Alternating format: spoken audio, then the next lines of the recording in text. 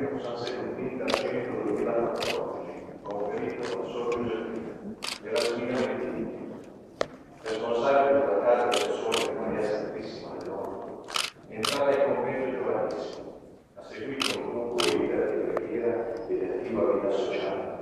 ha lavorato come insegnante e educatrice, volontaria dell'assistenza domiciliare ai malati e disabili, per la pastorale, della catechesi e della gestione di comunità d'alloggio per minori e per mamme con bambini.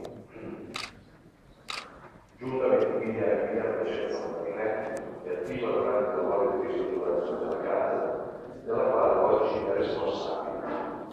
La sua opera è statale, il convento è il cuore vivo della città, è tornato poi e centro di crescita dei ragazzi e fulcro di attività sociali e culturali, così come raccontava il suo fondatore Antonio Gianelli. Sor Giuseppina trasmette da vicino la sua sensibilità, il suo amore verso il prossimo, il suo incessante lavoro e volto a portare l'attività di assistenza e aiuto allo studente